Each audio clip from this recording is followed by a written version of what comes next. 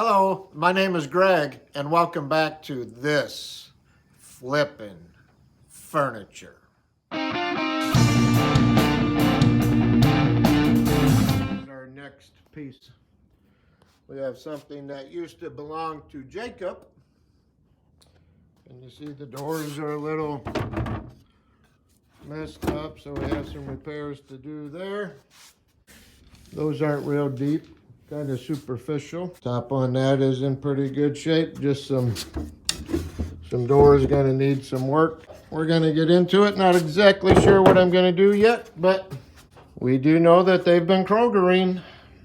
So they took the hardware off and added a rope, I guess, for a little bit of added appeal, but we're gonna take that off. If you haven't used this TSP substitute, it's really good cleaning, especially if you're gonna paint. And I've got about a gallon of water there, and of course some gloves, because who knows what's really in these, so we want to keep that off of our skin. 8 ounces for a gallon of water, and this is 1 quart, so I think that's 32 ounces. Looks about like a quarter.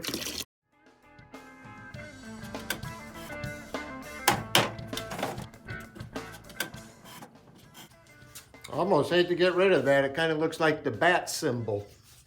Probably my single biggest improvement in the years that I've been furniture flipping is understanding the importance of cleaning your furniture thoroughly. It is true that if you don't get all of that dirt and grime off of there, the paint will break down much, much quicker. And if there's not a smooth surface for that paint to adhere to, there will be different sheens from different angles on the furniture, and it will not look like a quality, well-done piece of furniture.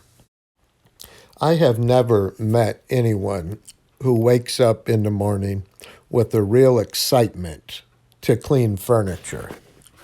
But there is a process to it that I use.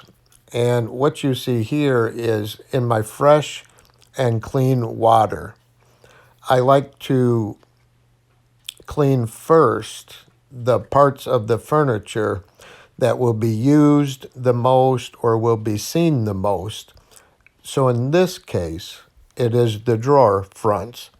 And I will go through, clean all the drawer fronts, and then come back and finish off the rest of the piece. The reason I do this is it's the freshest and cleanest water that removes the most dirt and grime.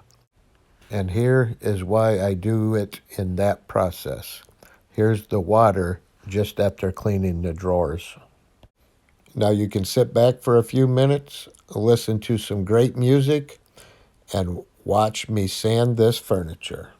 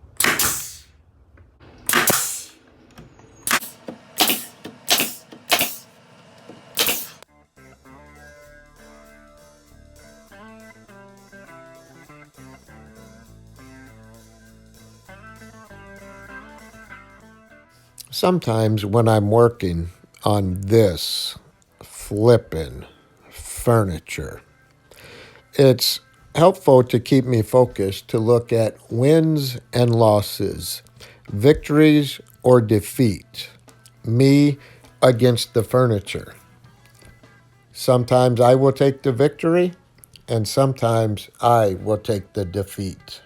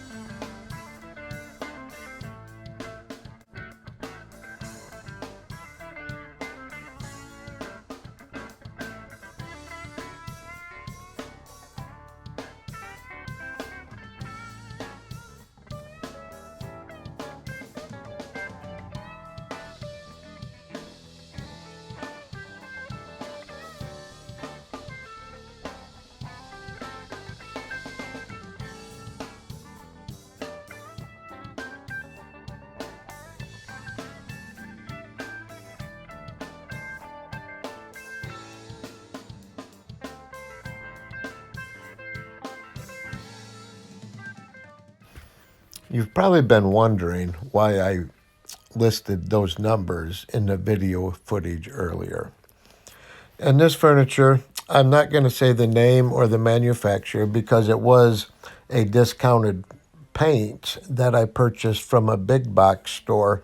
So it's certainly not reflective of the manufacturer. Someone had brought that back. The paint was filled with all these little particles, this sediment. A little bit, it looked like sand, but just slightly larger than that. And it was speckled all throughout the gallon of paint. And I had just purchased the paint the day before I started this project. So they shook it up really well.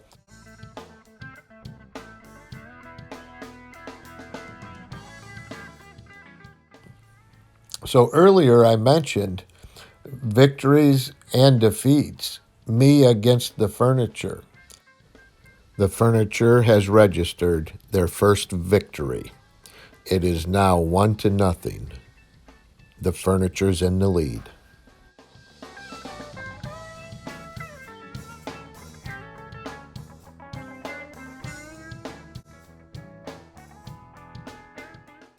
If you don't have a pull saw, get one. This one's old. I've had it for probably 10 years. Never have replaced the blade.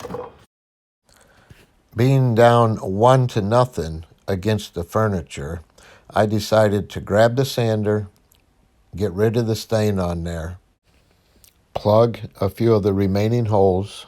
I mean, after all, what could go wrong?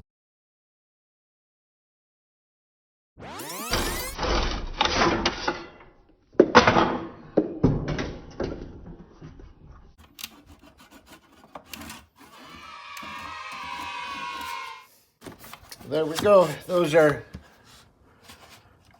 nice and plugged. Can't even hardly see them. And in woodworking, we do this to pop the grain, but it also shows what the grain is going to look like. I haven't really known what exactly I was going to do with these, but I'm really digging that grain pattern. All right, I was hoping I could sand the little Batman symbols out of here, but I wasn't able to, so we're gonna try a little bit of bleach. Paint the bleach on, let it sit for an hour or so. I kind of want this to have a lighter feel to it anyhow, so maybe that'll fade evenly.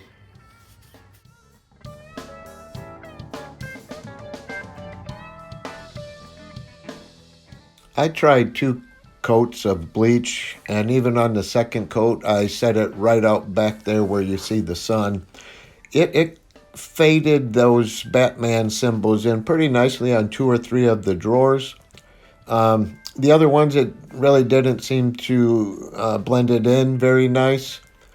So I don't know if maybe that furniture caught some sun at a different angle or whatever. But I didn't realize that my battery died. And what you're seeing here is me scraping off some 15-minute stripper on all of the drawers so they kind of match. But I wanted to see if I could fade in that Batman symbol a little bit more. Ultimately, it did not. So the furniture is up 2-0.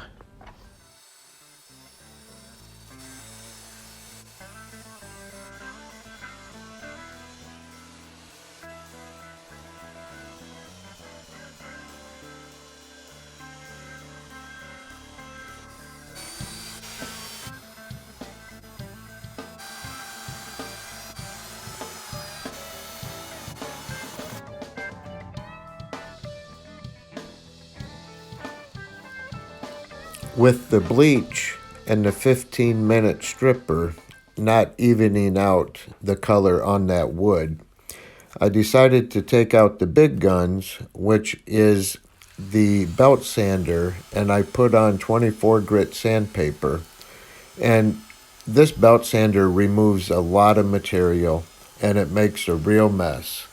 So I really did not want to do this, but also at this point, it's 2-0 in favor of the furniture. I have to claim a victory.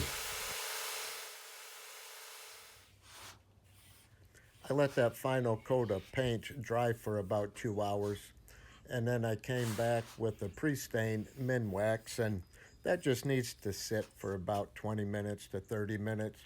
And then I came back with this Varathane, I believe it was early American, and ended up putting 3 coats on that.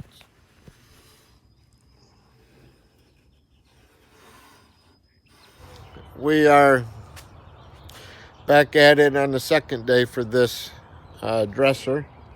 I did some slight touch-ups in there.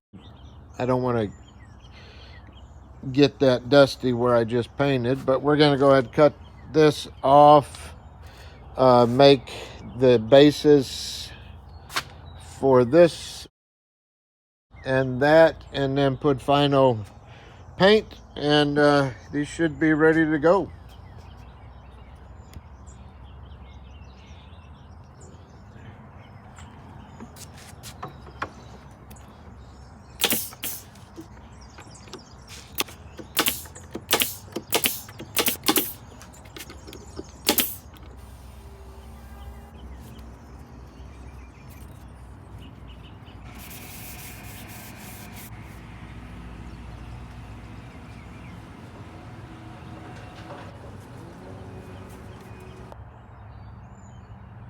If you're wondering what all that noise is, they're planting across the street. Big old baby. He protects our goats.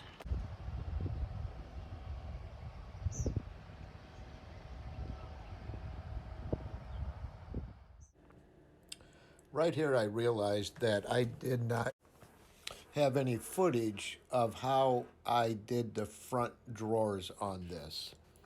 And I have that same sandpaper that I sanded the front of the dresser drawers with. And I just went over that, scuffed that up. And if you watch my sanding video, those individual granules leave little tracks or little grooves in the wood.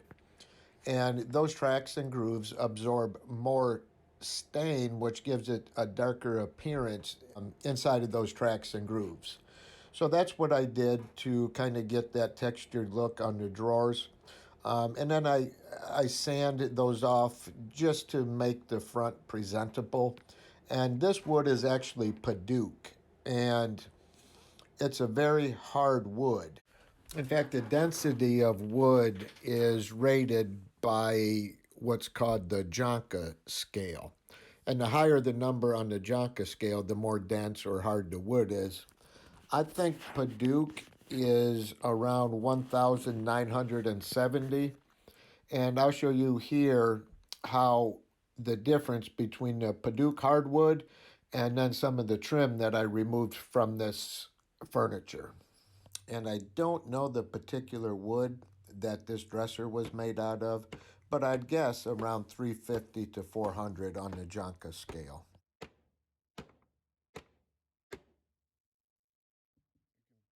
Trim that were originally on that dresser. Watch what hitting it.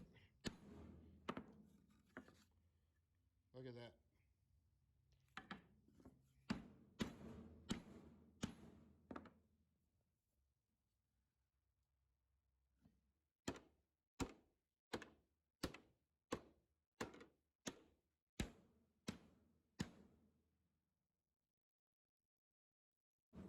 Pretty crazy how hard that wood is.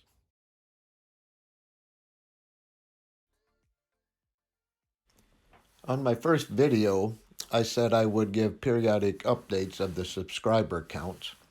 So as of today, at the filming of this video, we have 36 subscribers. I'm not upset about that.